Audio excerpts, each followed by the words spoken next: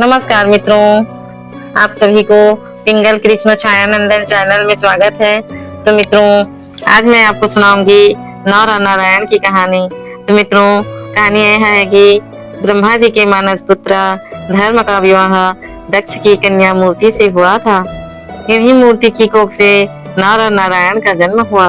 बड़े होने पर नर और नारायण बद्रिका आश्रम चले गए और ईश्वर की कठिन तपस्या करने लगे। उनकी कठिन तपस्या से इंद्र घबरा गए। वे सोचने लगे कि अगर ये नर और नारायण इसी तरह कठिन तपस्या करते रहे तो एक दिन इंद्रासन पाने के अधिकारी हो जाएंगे। मुझे इनकी तपस्या भंग करनी ही होगी। यह सोचकर इंद्र ने कामदेव को आदेश दिया, कामदेव, तुम अप्सराओं को लेकर बद्रिका आश्रम जाकर नर और नारायण की तपस्या भंग कर दो। इंद्र की आज्ञा पाकर कामदेव अप्सराओं को साथ लेकर बद्रिका आश्रम पहुंचे और नर और नारायण की तपस्या भंग करने की कोशिश करने लगा। लेकिन नर और नारायण का कामदेव का माया कोई प्रभाव नर और नारायण के इस तपस्या में विघ्न नहीं डाल पाया। निराश होकर कामदेव अप्सराओं को लेकर वापस इंद्रलोक पहुंचे और बोले, देवराज, मैं अपनी कोशिश में असफल रहा। वे दोनों ऋषि भगवान भजन में इतने तल्लीन हैं कि उन पर हमारी किसी कोशिश का रत्ती भर भी असर नहीं हुआ। तब इंद्र बोले, कोई बात नहीं, मैं किसी अन्य तरीके से उन्हें साधना से विचलित करने की कोशिश करूंगा।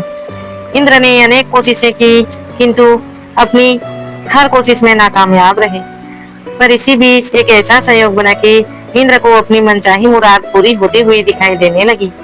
एक दिन महर्षि चैवन्य नकुलेश्वर तीर्थ में नर्मदा में स्नान करने पधारे। तभी उन्होंने जल पर पैर रखा ही था कि तभी एक सांप ने उनका पैर थाम लिया।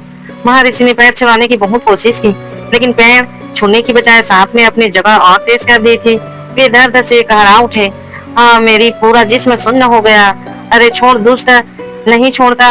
ऐसा बोल के महर्षि ने कहा, जा, मैं तुझे श्राप देता हूँ कि इसी क्षण तू विषीण हो जाए। ऋषि के श्राप के कारण सांप विषीण हो गया। ऋषि भी बेहोश हो गए, लेकिन उसने ऋषि को नहीं छोड़ा। वह चैवन्य को पाताल लोक ले गया। पाताल में पहुंचकर ऋषि को होश आया तो उन्होंने चौंक कर चारों तरफ देखा। कुछ देर का ही समय बीता था कि उनके पास कई दैत्य उनके पास आए और उन्हें सादर प्रणाम कर दैत्यराज प्रहलाद के पास ले गए।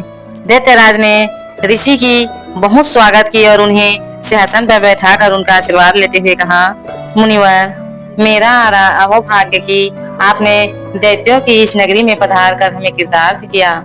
मेरे योग्य कोई सेवा हो तो बताइए। इस पर महर्षि बोले, मैं यहाँ अपनी इच्छा से नहीं आया। दैत्यराज, एक भयंकर सांप मुझे यहाँ खींच लाया है। यह सुनकर प्रहलाद बोला, किसी भी बहाने से सही आप पाताल लोक तो आए, यही हमारे लिए बहुत गर्व की बात है। अब मैं आपको जल्दी वापस पृथ्वी पर नहीं जाने दूंगा। प्रहलाद ने महर्षि की इतनी सेवा की कि ऋषि खुश हो गए। एक दिन जब प्रहलाद ऋषि के पैर दबा रहे थे तो मुदित स्वर में ऋषि ने कहा, दैत्यराज, मैं तुम्हारी सेवा से बहुत प्रसन्न हूँ। तुम जो भी प्रश्न पूछना चाहते हो पूछ सकते हो। तब प्रहलाद बोला, महर्षि, बहुत दिनों से मैं तीर्थ पे जाने के लिए सोच रहा हूँ, किंतु निर्णय नहीं ले पा रहा हूँ। किस तीर्थ के दर्शन करने जाऊं? तब महर्षि बोले, पृथ्वी पर नैमिषारण्य, आकाश पर पुष्कर और पाताल में चक्र तीर्थ हैं। तुम इनमें से किसी भी जगह चले जाओ। तब प्रहलाद बोला, चक्र तीर्थ तो मैं आया हूँ, पुष्कर भी कभी जाऊंगा। सबसे पहले मैं पृथ्वी की नैमिषारण्य जाना चाहता हूँ। तब महर्षि बोले, यदि ऐसी तुम्हारी इच्छा है तो बेशक पहले वहीं जाओ, मेरा आशीर्वाद तुम्हारे साथ है। तब प्रहलाद ने अपने दैत्य साथियों के साथ नैमिषारण्य पहुंचा। एक जगह पहुंचकर एक पेड़ की ओर इशारा करके सेनापति ने कहा, महाराज, जरा उस पेड़ को देखिए तो उसकी हर शाखा और तने पर तीर ही तीर घुसे हुए हैं।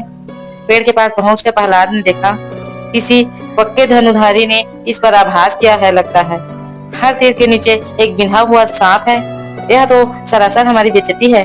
नाग हमारे मित्र हैं, इसलिए जिसने भी इन नागों को इतनी बेदर्दी से मारा है वह हमारा दुश्मन है। तभी पेड़ के झुरमुट से उन्हें दो तपस्वी निकलते हुए दिखाई दिए। उनके कंधों पर धनुष बाण थे और जिन्होंने गले में सूत की मालाएं पहनी हुई थी। उनके पास जाकर प्रहलाद ने पूछा, तुम दोनों कौन हो? इस घंघोर जंगल में क्या कर रहे हो? उन व्यक्तियों ने उत्तर दिया, मैं नर हूँ और मैं नारायण हूँ। अब हम इस जंगल में तपस्या करते हैं और शास्त्र का भी अभ्यास करते हैं। तब उनकी बात सुनकर प्रहलाद बोले, उस पेड़ पर जो बाणों से बिंधे हुए नाग है, क्या उन पर भी तुम दोनों ने अभ्यास किया है? तब नर और नारायण बोले, हाँ, परंतु तुम कौन हो और यह प्रश्न किस लिए कर रहे हो? तब प्रहलाद ने उत्तर दिया, मैं दैत्यराज प्रहलाद हूँ। नागों की हत्या करके तुम दोनों ने बहुत बड़ा अपराध किया है। तुम दोनों को इसका दंड भुगतना ही पड़ेगा। प्रहलाद की बातें सुनकर दोनों तपस्वियों के चेहरे बन गए। वे बोले, कौन देगा हमें दंड? दंड देने वाला अभी विश्व में पैदा नहीं हुआ है। अपना रास्ता नापो दैत्यराज। नर नारायण की बातें सुनकर दैत्यराज प्रहलाद गुस्से से बोला, तुम दोनों तपस्वियों की इतनी मजाल कि दैत्यराज के सम्मान को ठेस पहुंचाओ। ठहरो, मैं तुम्हें अभी इसका दंड देता हूँ। यह कहकर दैत्यराज प्रहलाद ने अपने धनुष पर तीर चढ़ाकर नर की ओर चला दिया, लेकिन नारायण ने उसके तीर को इतनी तेजी से रास्ते में ही काट फेंका कि प्रहलाद बहुत चक्का रह गया। फिर तो दैत्यराज प्रहलाद और नर नारायण के बीच घनघोर युद्ध छिड़ गया। दैत्य सेनापति के संकेत पर एक बड़ी दैत्य सेना नर नारायण को चारों ओर से घेर ली। नर नारायण ने अपने तीरों से दैत्यों पर इतनी भीकर बाण वर्षा की कि दैत्य घबरा गए। दोनों ओर से अग्निबाण छूटने लगे, पहाड़ टूट टूट कर गिरने लगे, नदियों का जल उछलने लगा, धरती रह रहकर कांप उठी। तभी नर नारायण का एक बाण प्रहलाद को जा लगा और प्रहलाद शून्य हो गया। सेनापति उसे उठाकर युद्ध भूमि से बाहर ले गया और नर नारायण भी अपनी दिनचर्या में लग गए। होश आने पर प्रहलाद को अपनी स्थिति का पता लगा तो उसे बहुत दुख हुआ।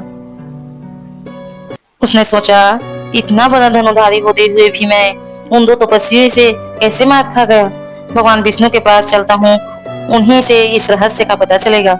यह सोचकर प्रहलाद भगवान विष्णु के पास पहुंचा और बोला, देव, आपका परम भक्त और अस्त्र शस्त्र चालान में प्रवीण होते हुए भी उन दो तपस्वी ने मुझे कैसे हरा दिया?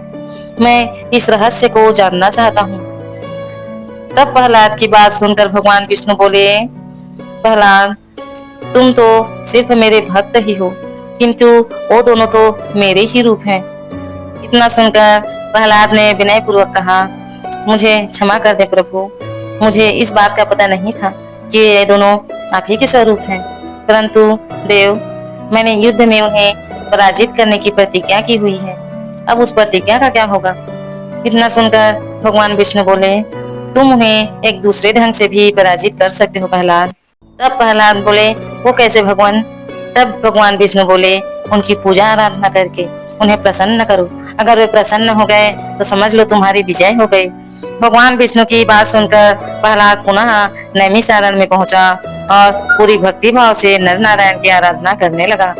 उसकी कठिन साधना से प्रसन्न होकर नर नारायण ने उसे दर्शन दिए। फिर बोले, हम तुम्हारी आराधना से प्रसन्न हुए दैत्यराज, लेकिन तुमने तो हमें पराजित करने की प्रतिज्ञा की थी। अब हमारी आराधना किस लिए कर रहे हो? तब प्रहलाद बोला, पहले मुझे आपके वास्तविक स्वरूप का पता नहीं था देव, लेकिन जब भगवान विष्णु ने मुझे बताया कि आप दोनों उन्हीं के प्रति स्वरूप हैं तो मेरी आंखें खुल गई। मुझे क्षमा कर दीजिए।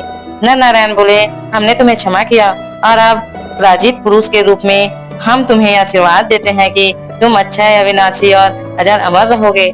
इस पृथ्वी पर जब तक एक भी विष्णु भक्त मौजूद रहेगा, उसके भक्त के रूप में तुम्हें हमेशा याद करता रहेगा। प्रहलाद को आशीर्वाद देकर नर नारायण अदृश्य हो गए और प्रहलाद वापस पाताल पहुंचा और दूसरे ही दिन राक्ष के पुत्र अंधक को दैत्यों का राजपाट सौंपकर वन गमन कर गया। अपना शेष जीवन उसने हरि भजन में ही व्यतीत किया और हरि कृपा से अंत में बैकुंठ धाम को गया। नर नारायण के वास्तविक स्वरूप का ज्ञान होते ही इंद्र को अपनी भूल का आभास हो गया और उन्हें फिर नर नारायण की तपस्या में कोई विघ्न डालने की कुचेष्टा नहीं हुई।